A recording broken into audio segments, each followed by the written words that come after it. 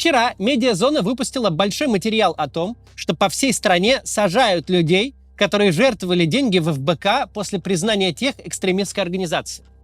Это важная история, которая долго замалчивалась независимыми медиа. И сейчас она полностью игнорируется самими ФБК до сих пор. Однако счет уголовным делам пошел на десятки, и на этом явно не остановится. Под риском тысячи людей, которые ни о чем не подозревают, которых никто не предупреждает, но к которым надо бы принимать меры, и срочно. Сегодня я хочу об этом поговорить, а также обсудить, как вообще анализировать и оценивать риски в нашей системе сейчас. Как вообще понять, что опасно, а что нет? Где пустой медийный шум, а где реальная угроза свободе? Я вел оппозиционную политическую деятельность в России 10 лет. И вот уже 4-й год веду ее за ее пределами. И я обладаю редким достижением. У меня никто не сел. Мы делали большие проекты, никогда ни с кем ничего не согласовывали, наступали важным людям на значимые интересы, но смогли избежать потерь. У нас никто не сел даже на 15 суд. При том, что мы оперировали большим оппозиционным НКО и вели крупные избирательные кампании, никто не сел за участие в нашей деятельности в любом виде. Мы никого не подставили, ни про кого не забыли, ничего не предложили сделать, за что заведомо прилетело бы. Поэтому в вопросе оценки рисков попасть под политическое дело я считаю себя вполне компетентным человеком. В вопросе этом люди совершают главную ошибку – боятся всего на свете, а в результате не боятся ничего. Выглядит на практике это так. Начинаешь обсуждать те или иные правила или законы и риски подпасть под то или иное преследование, а собеседник машет рукой и говорит тебе: «Да ну ты наивный, захотят посадят и найдут за что». Из чего вытекает вывод: зачем вообще это обсуждать? Пофиг, что мы делаем. Зачем вообще защищаться, готовиться, что-то не делать? Посадить-то могут все равно, кого хотят, за что угодно. Поэтому зачем париться? Пофиг. А вот не пофиг. Да, безусловно, если захотят, то посадят кого угодно. Но это эксклюзивная услуга. Она доступна только самым известным политическим деятелям и крупным олигархам. В целом же, если мы говорим про чуть более широкий круг людей, чем верхняя часть списка Forbes, и несколько самых известных оппозиционеров, репрессии у нас бюрократические. Это означает, что, чтобы кого-то посадить, сначала принимается закон, пишется подробная бумажка, потом постепенно нарабатывается практика, пишутся тома уголовных дел с реальными доказательствами преступлений по той самой написанной ранее норме. И лишь потом наступает приговор. Это делает репрессии в целом прогнозируемыми и поддающимися пониманию. Если почитать, например, мой приговор за дискредитацию армии, то написан там полный бред. Дескать, я говорил не то, что сказано, в пресс-релизе Минобороны по вопросу событий в Буче. С точки зрения жизненной логики, или любого нормального суда, за такое не могут дать срок, потому что я-то говорил правду, а Минобороны нет. Но если подойти к этой проблеме не с точки зрения логики, а с точки зрения взгляда на вероятность репрессий в связи с этой ситуацией, все выглядит совершенно иначе. Практика по этой статье сразу была ровно такая. Доказывалась дискредитация через сверку сказанного с пресс-релизом Минобороны. То есть, хоть уголовный срок и бред, но он был очень прогнозируемым за тот ролик. И я, когда его записывал, это знал, потому сразу всем в рабочий чат написал, что этот ролик на уголовку, и не давал к нему прикасаться никому из редакции, кто оставлял для себя возможность поехать в Россию. Я его сам снимал, сам заливал на канал, а монтировал его иностранный монтажер.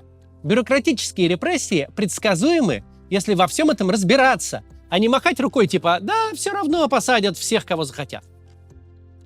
Есть ровно два способа спрогнозировать риски от каких-либо действий. Надо проверить, во-первых, запрещены ли они формально, а во-вторых, какая на этот счет сейчас практика. Если формально не запрещено и нет практики, это практически всегда безопасное действие. Например, вы сейчас спокойно можете иметь дела с иностранными агентами, брать их на работу, покупать их книги, жертвовать им деньги и вообще как угодно с ними взаимодействовать. Формально это разрешено, практики преследования за это нет. Это, может быть, выглядит страшно на первый взгляд, но не опасно. Бюрократические репрессии не работают задним числом. В реальности, чтобы кого-то даже оштрафовать, нужно заполнить кучу документов и пройти через суд, который по формальным обстоятельствам регулярно дела, даже политически мотивированные, заворачивает обратно. Вы о таких случаях, может быть, не особо услышите. О них немного напишут в «Медузе» или «Медиазоне». Но их много, и в целом привлечь вас по чему-то задним числом сложно. Поэтому, если сейчас не запрещено и практики нету, то с крайне высокой вероятностью все безопасно. Второй тип репрессий – это ситуация, когда что-то формально не запрещено, но в реальности за это преследуют. Чаще всего это какие-то идеологические кампании, репрессии, соответствующие моменту. Вот приспичило сейчас, например, защищать религию, и людей сажают за танец в церкви, хотя никакой статьи об оскорблении чувств верующих еще и в помине нет. Дело подтягивают к хулиганству, которое совершенно не подходит. Но кое-как продавливают там и суд, и следователи, и доводят до результата. Под такое попасть сложно, и, скорее всего, это будет не ваш случай. Если вы, опять же, не активист какой-нибудь. Ну, то есть, обычные люди под такое, в принципе, могут попасть. Но обычно это завершается административным штрафом. Например, была как-то кампания за штрафы всем, кто не так сфоткался на фоне церкви или вечного огня. Но в целом, если формально не запрещено, то даже в случае кампании или высочайшего указания может ничего экстрасерьезного и не произойти. Примеров таких масса. Навскидку вспоминается акция Петра Верзилова в финале чемпионата мира по футболу, когда, нарядившись полицейскими, они выбежали на поле прямо в финале. Явно был план надолго их за это посадить, все были просто в бешенстве. Но ничего, кроме нескольких подряд административок за хулиганство, придумать так и не смогли и отпустили. Бывают ситуации, и это третий тип, когда формально что-то запрещено, но практики нет. Тут хороший пример – закон об уведомлении о втором гражданстве. Статья эта заведомо незначительной тяжести и с самого начала сформулирована так, что нашей силовой бюрократии она неинтересна. Санкция там штраф до 200 тысяч рублей. Возникла статья в Уголовном кодексе 11 лет назад, но до сих пор практически вся практика по ней свидетельствует, что статью эту в основном довешивают на сдачу. Судят кого-нибудь, там, например, чиновника по 286 за превышение должностных полномочий, ну и в процессе находят у него второй паспорт или ВНЖ. И дополнительно к 2 годам срока выписывают 100 тысяч рублей по этой вот 330.2. Да, просто почему бы и нет, раз уж нашли. То есть по статье, о которой очень многие люди очень сильно переживали, была куча дискуссий, много это обсуждалось. На практике притягивают случайно и в основном, если за человека уже взялись по другому поводу. Либо если есть политический заказ. Например, за весь 23-й год по этой статье осуждено 13 человек, за 24-й 14 человек, при том, что обладателей вторых гражданств и ВНЖ миллионы. Таких ситуаций стоит бояться не так уж сильно. Ну, то есть, лучше, конечно, специально таких нарушений не совершать. Но если вы забыли уведомить, то ничего глобально страшного не произошло, и проблему можно решить. Срочная эвакуация вам не нужна. В целом, формально чего-нибудь опасное нарушать лучше не надо, в любом случае.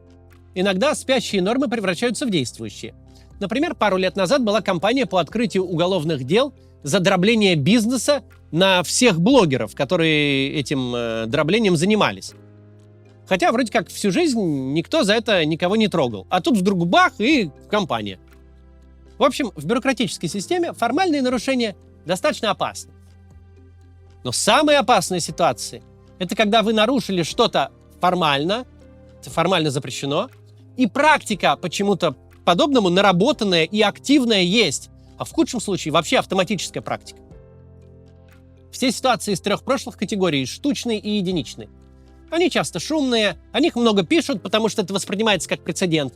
Но ради каждой такой истории должен работать какой-нибудь следователь по особо важным делам, а то и целая группа таких следователей.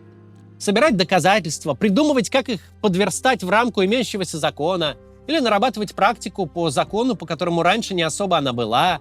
Это все задачки со звездочкой, доступные далеко не каждому менту. Это очень сложное блюдо, для изготовления которого нужен коллектив поваров под руководством опытного шеф-повара. Так просто не состряпаешь. Зато абсолютно каждый мент, даже мелкий районный, может посадить вас в ситуации, когда вы нарушили что-то и когда есть наработанная практика по этому вопросу за преследование. Для изготовления такого блюда не нужен шеф-повар. Их можно печь просто массово, любой студент по инструкции, как гамбургеры в Макдональдсе.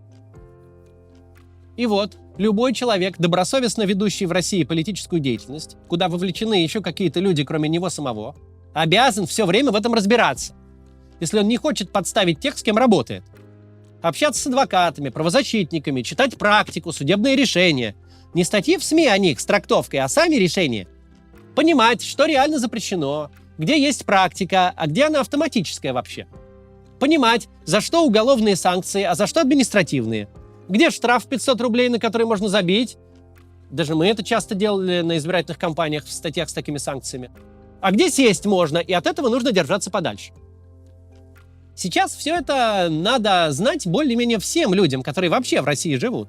Потому что те же самые принципы применимы и к аналитике рисков при ведении бизнеса, и при избегании попадания в армию. Везде все одно и то же. Лучше избегать формальных нарушений, если не выходит избегать нарушать то, за что есть практика преследования, и уж никак нельзя нарушать то, за что преследование автоматическое и доступно любому менту. От теоретического разбора перейдем к практике. Жертвовать Навальному и ФБК всегда было стремновато по понятным причинам. Но с 2011 года, когда впервые Навальный начал собирать деньги на Роспил, и до 2021 года никого и никогда за пожертвования в ФБК или в избирательные фонды их кандидатам не преследовали. Даже когда открыты были уже дела за отмывание денег, неверное финансирование кампании президентской, с жертвователями все равно ничего не происходило, потому что не было формального запрета. Но 5 августа 2021 года ФБК признали экстремистской организацией, и все изменилось. Тут тоже требуется пояснить. Списков разнообразных неправильных людей в России много. Есть вот иностранные агенты, есть список Росфинмониторинга, есть список экстремистских материалов, а есть экстремистские организации. Каждый список обозначает разное. Например, попадание в список иноагентов запрещает банкам зачислять человеку доходы, а также запрещает размещать у него рекламу, за что ответственность административная. Попадание в список причастных к экстремизму и терроризму Росфинмониторинга запрещает банкам проводить человеку платежи и больше не запрещает ничего. Взаимодействовать с такими людьми можно. Эти списки звучат страшно, сильно портят жизнь тем, кто в них оказался, но не опасны другим людям, которые с ними взаимодействуют. Нет ни формального запрета, ни практики. Практика, как и запрет, может появиться. Я, как находящийся в списке иноагентов и рискующий попасть во всякие другие списки, внимательно и за законами, и за практикой слежу, чтобы не подставить покупателей книг, жертвователей и так далее. Но пока нет ни запрета, ни практики, нет и надобности в самоограничениях. Но вот признание экстремистской организации – совсем другое дело. Тут существует четкая статья 282.3 Уголовного кодекса «Финансирование экстремистской организации». Также есть 282.2 «Участие в экстремистской организации». По этим статьям предусмотрены тюремные сроки, и по ним есть практика. И вот ФБК окончательно признали такой организацией 5 августа 2021 года. С этого момента все пожертвования стали нелегальными, а все банковские счета и процессинг карт в России им закрыли.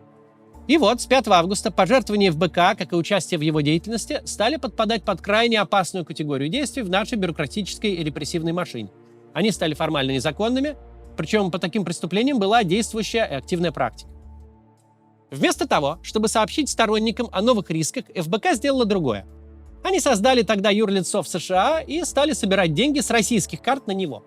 При этом ФБКшники активно и много объясняли, что это безопасно, совершенно анонимно и ничего не случится. Во-вторых, мы полностью ушли от российской банковской системы, от подконтрольной Кремлю финансовой инфраструктуры. Мы приняли много мер предосторожности для того, чтобы наша новая система краудфандинга была безопасна для жертвователей. В том же видео говорят, что пожертвования еще и легальны. Эту мысль ФБК много раз повторял в разных вариациях, процитирую. «Переводить деньги на нашу работу через этот сайт, с их пожертвованиями новый, абсолютно безопасно», говорят. «Мы придумали систему, благодаря которой ни ваш банк, ни российские власти не смогут узнать, кому именно вы жертвуете деньги». В своем личном телеграм-канале Леонид Волков заявил: «Мы не собираем и не храним ваши контакты, и мы сделали платежную систему такой, что из России безопасно жертвовать». Он же еще комментирует: «Чтобы обезопасить наших жертвователей, мы будем запускать новые платежные сервисы и опции, но и переводы через Stripe сейчас безопасно». Это все август 2021 года. То есть команда Навального тогда создавала активное впечатление, что переводы им безопасны. Многие люди подписались заново на пожертвования с российских карт. Сигнализировать им о том, что ни о какой безопасности речи не идет, стали еще тогда. Владислав Здольников, работавший ранее в команде Навального, писал пост, где объяснял, что Stripe отправляет назад в банк информацию о платеже, в которой указывает Merchant ID, уникальный код магазина в Stripe, в котором совершена покупка. Тогда Здольникова заклеймили кремлевским Мурзилкой. Волков продолжал с ним спорить и сейчас, в 2025 году, когда дела уже конвейерно появлялись, и эту тему вскрыла СОТА. Вчера Медиазона подтвердила, единственное доказательство в уголовных делах о финансировании ФБК как экстремистской организации – это как раз вот тот самый Merchant ID.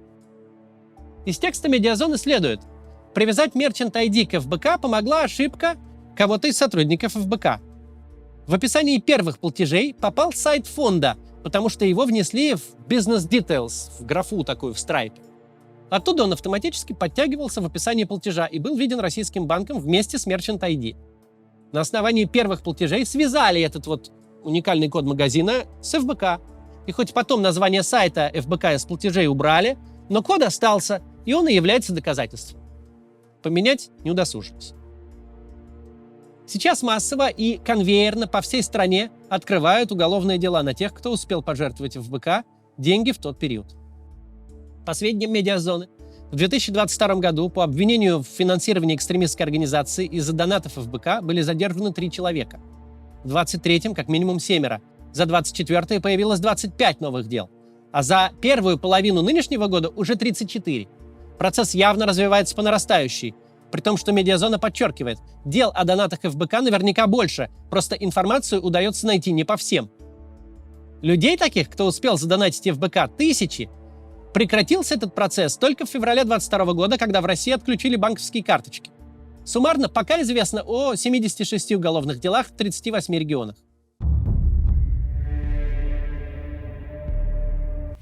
Поскольку единственным доказательством в этих уголовных делах является присутствие Merchant ID ФБК в вашем переводе и больше ничего, ни ваши показания не требуются, ни что-либо еще, следует понимать.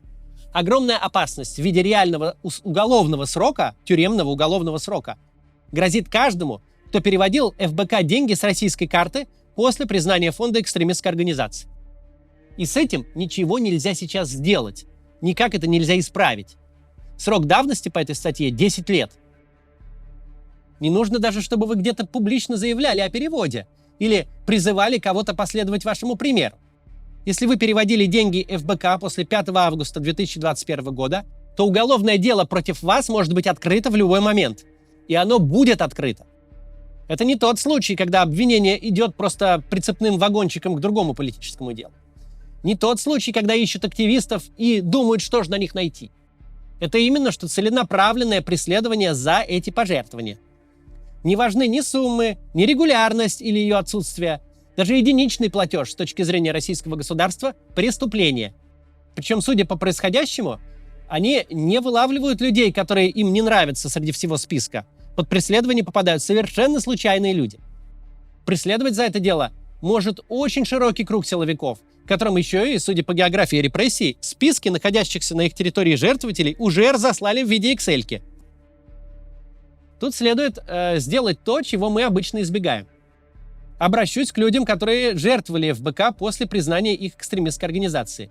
Вы в опасности, и единственный способ ее избежать – уехать из России. Это звучит как паническая рекомендация, но в данном случае она не просто уместна, только она уместна.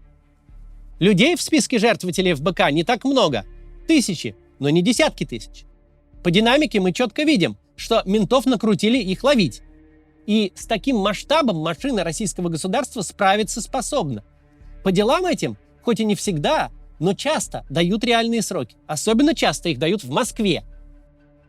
Это тот редкий случай, когда реально могут добраться до каждого. И когда, скорее всего, действительно доберутся.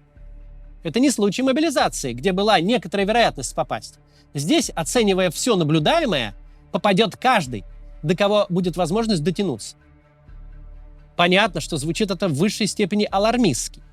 Вам может казаться, что никому на свете 500 рублей, отправленные 4 года назад, интересно не будут. Что никто вас за это не притянет, ведь ничего другого на вас нет. Постов крамольных вы не писали, в митингах не участвовали, ни в какой оппозиционной активности замечены не были. Просто 500 рублей в сентябре перевели по предложению, где написано было, что это анонимно и безопасно. Но ровно такого рода заблуждения приводит людей за решетку. Потому что перевод именно этих 500 рублей – это деяние, в котором есть и события, и состав преступления. И ловится оно легко. Свидетельство этого нельзя стереть. Тут не спасет закрытие счета. Нет никакого способа сделать так, чтобы о переводе этом кто-то забыл, чтобы его не нашли. Если такой перевод есть, для вас все уже случилось. И когда за вами придут, это вопрос времени. Иммиграция чрезвычайно тяжелое, но единственное спасительное в данной ситуации решение. Еще раз, я понимаю, транзакция на несколько сот или тысяч рублей, затерянная в банковской истории многолетней давности, и переезд из-за нее, куда глаза глядят, это сценарий, который кажется каким-то совершеннейшим нонсенсом, совершенно несоразмерной реакцией. Но надо понимать, это угроза более чем настоящая. Это выбор не между тем, чтобы сидеть дома и жить на чужбине, а между тем, чтобы жить на чужбине и, как минимум, получить уголовку, а с высокой долей вероятности попасть в СИЗО или сесть в колонию.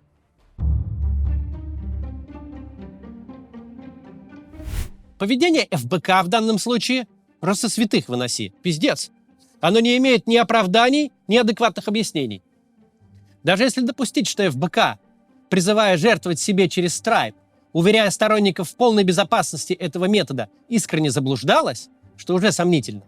Но допустим.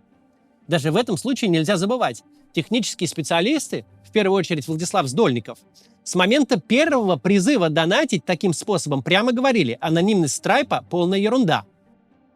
Дискуссия о Merchant ID случилась не сегодня.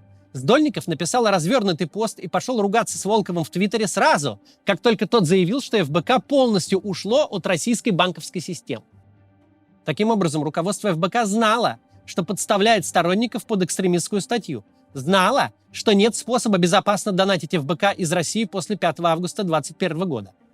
Знала, отрицала это и называла комментарии технических специалистов буквально чушью. Дескать, своими предупреждениями о том, что донаты ФБК с российских карт небезопасны и совершенно прозрачны для силовиков, Сдольников просто демонстрирует свою некомпетентность в вопросе и мешает им бороться с Путиным.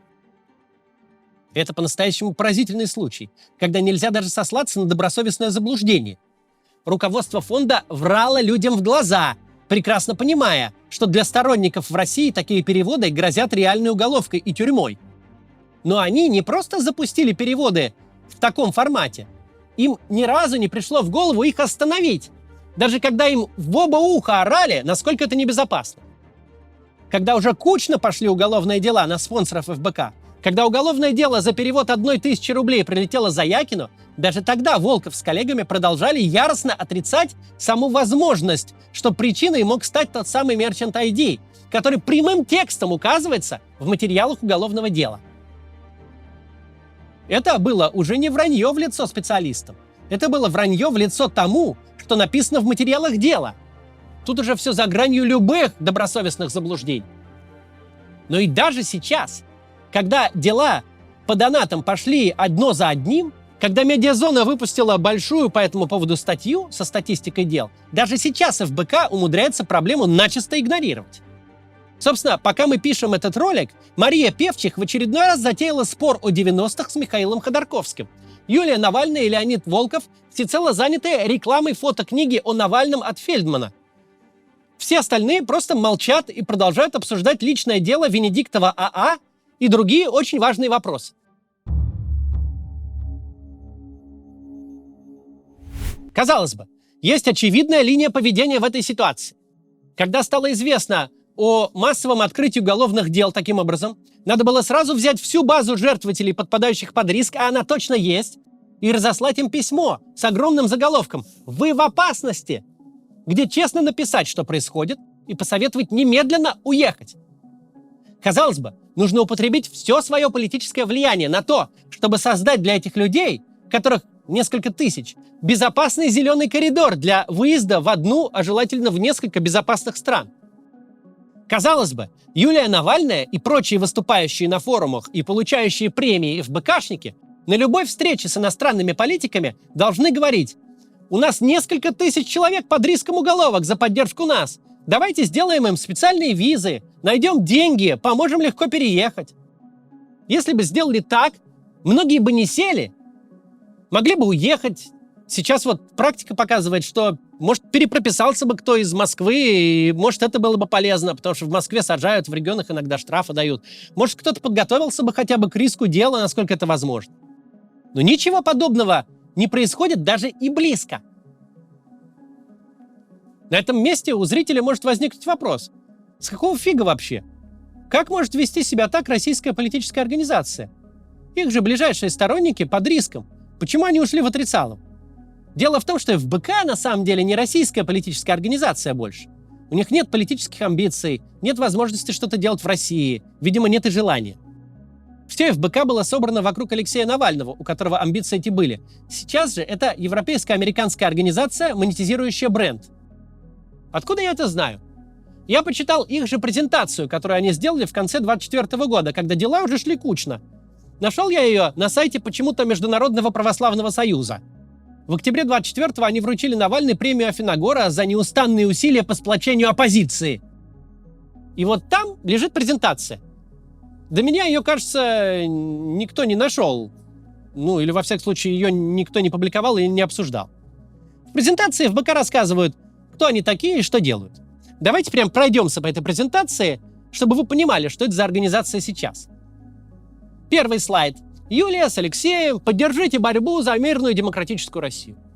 Дальше небольшое описание, кто такие ФБК, что, мол, создал их Навальный, они продолжают борьбу. Фотографии Юлии с важными мировыми лидерами. Вот Макрон, вот Байден. Сразу давайте перенесемся вниз презентации, где показаны финансовые запросы ФБК. Слайд 18. ФБК запрашивает 600 тысяч евро в месяц. Нехилые запросики. В последний год при Навальном, в 2020-м, расходы ФБК составляли 90 тысяч евро в месяц. В 6,5 раз меньше. При том, что при Навальном ФБК делал так-то гораздо больше. Понятно, что при работе за границей затраты выше. Но на что они там тратят-то такие суммища? Кстати, следующий слайд сообщает нам о том, что в ФБК имеются 180 тысяч евро в месяц из месячных подписок на пожертвования. И еще 140 тысяч в месяц от крупных доноров. Интересно, от кого? Мы с вами знаем только про 20 тысяч от Железняка и Леонтьева, а остальные 120 интересно. Ну ладно. Так что же они делают за такие суммищи ФБК? Об этом в других слайдах. Ведут 3 YouTube-канала, Instagram, TikTok, проводят опросы, помогают консультациями политзекам, оплатили штрафов примерно на 5% от всей годовой суммы запрашиваемой. Главное, чем хвастается ФБК, некая машина правды с телефонными обзвонами обычных россиян, чтобы убеждать их по телефону, это на 9-м слайде, и подпольная сеть сопротивления, слайд 10. ФБК в этом месте говорит о развитой сети сопротивления и контрпропаганды, развернутой внутри России. О десятках тысяч волонтеров, координируемых через безопасную платформу, которые заняты производством антивоенных лифлетов, баннеров и граффити по всей стране. Создают оппозиционные веб-сайты и инструменты для обхода блокировок. Борются с региональной пропагандой посредством создания альтернативных ресурсов. Короче говоря, помните историю с подростком в одном из городов, который нарисовал антивоенное граффити, счастливо распространяемое всеми теми ресурсами ФБК, о которых мы вот тут говорим, за что тут же попал под уголовку. 15 лет было парню. Это был не эксцесс. Такого рода деятельность – это то, чем ФБК хвастается. Поломанные жизни хороших и деятельных людей, чья активность употреблена просто на то, чтобы их самих кинуть под каток государства, это аргумент для ФБК, чтобы получать гранты. Несуществующая подпольная сеть, охватывающая всю Россию, превращается во вполне реальные уголовные дела и вполне реальные гранты, когда кто-нибудь, кто послушал про то, что у Навального продолжается какое-то дело, нашел этот сайт и в геймифицированной обстановке, значит, зашел и нарисовал граффити. Это такой невероятный цинизм, что трудно его в голове уместить. Какая-то внезапная синергия с силовиками. Одни отчитываются за гранты, другие за посадки. Я, кстати, об этом спрашивал на дебатах, которые у меня были с Иваном Ждановым. Вот посмотрите, как тогда прошел разговор. Вы опубликовали в Твиттере команды Навального сообщение, что на улицах одного из российских городов, ну, скажем, Кирова, тут просто, не будем город называть, от волонтеров штабов Мы получили, значит, тут картинку. Вы лучшие. И вы тут показываете какие-то граффити, которые кто-то написал, там, Путин, война, там, все прочее. На следующий день сажают ребенка по этому делу. Ну, я не хочу раскрывать деталь там дела, чтобы никого не... Не сажают. Ну, не сажают, арестовывают. Арестовывают, задерживают, и идет дело. Значит, неважно, значит. Я стал смотреть, что это такое. Почему кто-то пошел писать по вашему заданию, а вы опубликовали, что это происходит. И я обнаружил этот твой проект «Подпольные штабы». Это твой проект, ты у него руководитель. Я так понимаю, правильно? Да, ну, там есть несколько руководителей. Я считаю, что я могу гордиться в том числе этим проектом. Гордиться. Да. Ага. Значит, этот проект предлагает зарегистрироваться, ну, как ты говоришь, анонимно, в какой-то системе и предлагает там людям задания. Я открыл, посмотрел задания, которые там дают. Они выглядят так, как будто речь идет об избирательной кампании 2013 года. Как будто мы ведем легальную кампанию, как будто нет никаких рисков, как будто все в порядке. Вот смотрю задание. Предлагается 7 баллов получить за выполнение следующего задания. Граффити и надписи об Алексее Навальном. Напишите, что хотите сказать об Алексее Навальном. Пришлите одно ваше фото и надписи. И, значит, не забывайте о безопасности, инструкцию прикрепляем. Открываю инструкцию. Тут красивенько так все задизайнено, как будто это, опять же, вот, речь о какой-то игре. Игре. Детей вовлечь. Не знаю, не детей, но неважно, людей. Выберите время, когда людей меньше всего, инструкция по безопасности, убедитесь, что нет камер наблюдения. Как в этом должны люди убедиться, я не знаю. Защитите руки, лицо и респиратор, медицинскую маску. Что-то не так, бегите, если вас заметили. Сейчас. Сделали вам замечание, вызывайте полицию. И вот, значит, такие задания там даются людям. За это в России судят по статье 282.1 «Участие в экстремистском сообществе». И я не поддерживаю то, что вас признали экстремистским сообществом. Я не считаю, что вы экстремистское сообщество, я считаю, что вы политическая сила. Но вас признали, и в России вас преследуют. Как же вы можете показывать людям такие активности, такие опасные активности, за которые реально сажают, и где есть случаи сажают, как будто это какая-то игра? Как вы можете завлекать людей, и детей в том числе? Вы же не проверяете, кто это. Вы же сам говоришь, что ты не знаешь, кто это. Ты не знаешь, ребенок пришел или не ребенок. Понимает, что он делает, не понимает, что он делает. Как вы можете их вовлекать в то, за что их могут посадить? И за что, главное? За какое-то сраное граффити, которое не увидит просто никто, ни один человек. Зачем вы этим занимаетесь? Зачем вы подставляете людей? Вот это я не понимаю. Вопрос. Тим, то, что ты кричишь, не делает твои аргументы как-то сильнее или что. Маленькие собаки тоже могут лаять громко, это не делает. Давайте воздержимся. Это я не к Максиму, я просто сравнение. Есть такие сравнение небольшие... в равной степени может быть оскорбительно. Давайте воздержимся от этого. Хорошо. Так вот, не стоит тут кричать, на самом деле. И на самом деле, вот когда ты говорил эту речь, так до боли знакомо, вы вовлекаете детей в политику. Вы, Навальный, вовлекает детей. У нас даже уголовные статьи есть с Леонидом Волковым. И именно специально, чтобы по Первому каналу вот выходила какая-то пресс-секретарь МВД в погонах и говорила: да вы вовлекаете детей в политику. Вот ты сейчас воспользовался прямо один в один этой манипуляцией. Что это там не политика. Никакого внятного ответа дальше там не было. Из всей этой презентации, которую мы с вами изучили, как из описания явно несущественной, но симпатичной европейскому и американскому уху деятельности, так и из списка распределения средств, наверное, любому зрителю понятно, что деньги запрашиваются не на какую-то деятельность в России, а просто на жизнь ФБКшникам. Монетизация бренда Навального помогает этой тусовке просто хорошо жить свою европейскую жизнь, чем они сейчас и занимаются. Я ничего против не имею людей, которые хотят хорошо жить, и даже не особо против, если они как-то научились вынимать на это деньги из других государств. Мне не очень нравится эксплуатация для этого образа Алексея Навального, который был мне коллегой. Но в конце концов Юлии Навальной он был мужем, и если она считает нормальным так использовать его наследие, то это ее дело. Мне сильно не нравится, что под этим всем соусом берут деньги у жуликов и отмазывают их от преследования в западных странах. Но об этом я уже все сказал еще в фильме «Казначей» 9 месяцев назад. Но подставлять людей под уголовные дела, рассказывая им про безопасные пожертвования или безопасное подпольное сопротивление, а затем полностью игнорировать ситуацию, когда она начинает развиваться по совершенно ожидаемому сценарию, и сторонников массово начинают сажать, это просто за гранью добра и зла. Сейчас есть понятное действие, которое нужно добиться от ФБК.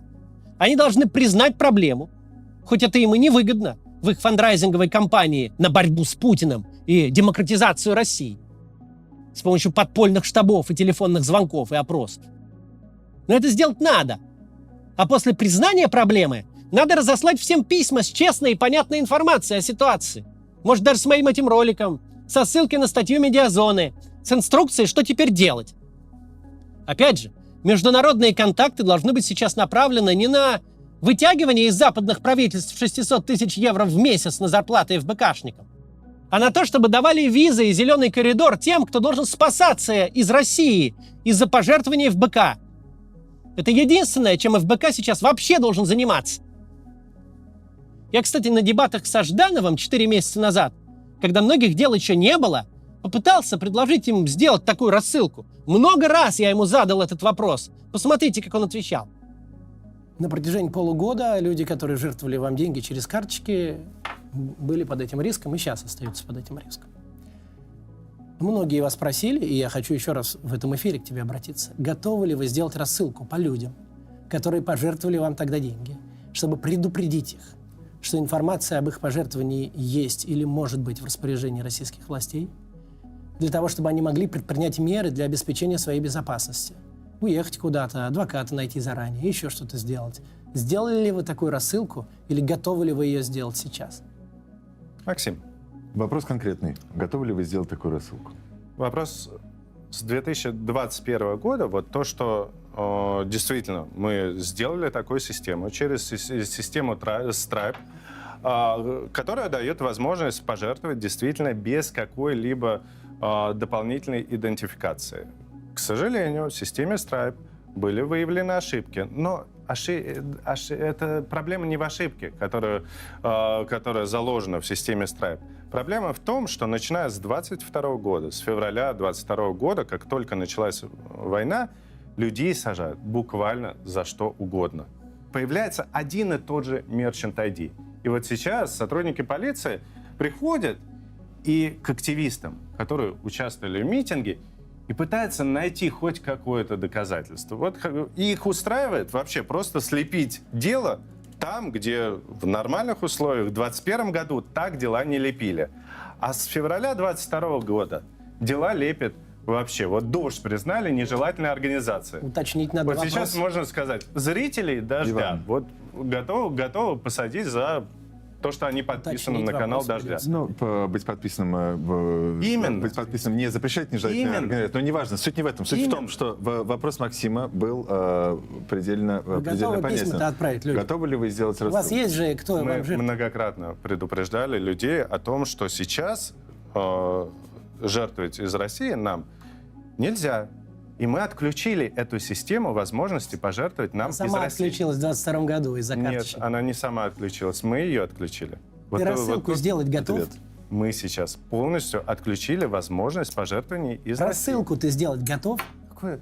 Максим, ты постоянно к нам пристаешь. Сделайте рассылку по умному голосованию. Сделайте По умному рассылку. голосованию. Людей Ты- предупредить ты можешь? Мне пожалуйста? кажется, вы задали Еще 3 раз, раза мы вопрос. достаточно внимательно относимся к вопросам безопасности. Предупреждаем людей. Более того, если вы зайдете на сайт Donate ФБК Инфо, Связаться с ними. Можно попробовать, секунду, пожалуйста? Максим. там пусть будет, Иван там договорит. будет указано предупреждение, что не пользуйтесь российскими сервисами, не пользуйтесь российскими карточками. Таких предупреждений сделано огромное количество. Поэтому, как мы предупреждаем людей, мы решаем сами. И достаточно много их раз предупреждали. И в этом эфире я готов предупредить. Нельзя нам донатить с российских карточек А только рассылку? криптовалюта. А рассылку сделать Причем по тут тем рассылка? людям, которые жертвовали тогда. У тебя же Причем есть список это те- тех людей, которые под риском. Вопрос повторился. Ну, Пятый раз, мне кажется, я хорошо, Ответа-то нет? Максим Кац имеет право.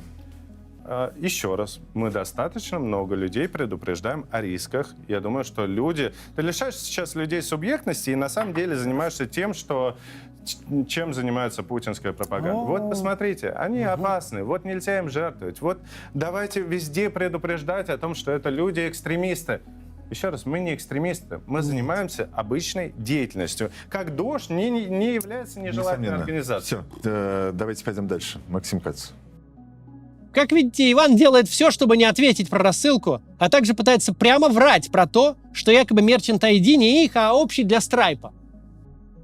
Теперь, после публикации Медиазоны о массовости дел, того, что я потребовал на дебатах, надо бы потребовать нам всем от них.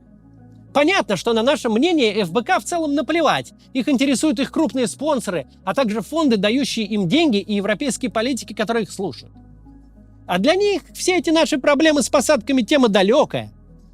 Есть какая-то стрёмная Россия, где кого-то за что-то сажают постоянно. Помогать тем, кто сел, конечно, надо. Но что под эти посадки можно кого-то подставить, это мысль, которая западным людям непонятна. Однако нам с вами нужно сделать усилия.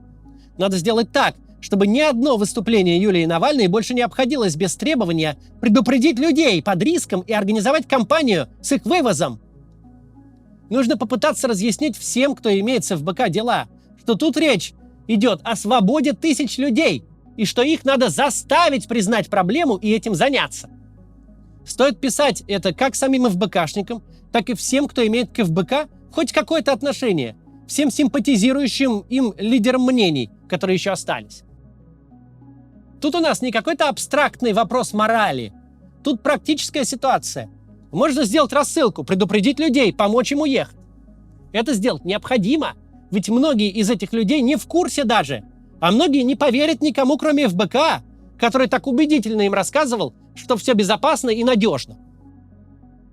Для всех, кто может быть под риском, еще раз, проверьте, делали ли вы платеж ФБК в период с 5 августа 2021 года и дальше с российской карты. Если делали, вам надо срочно уезжать. До завтра.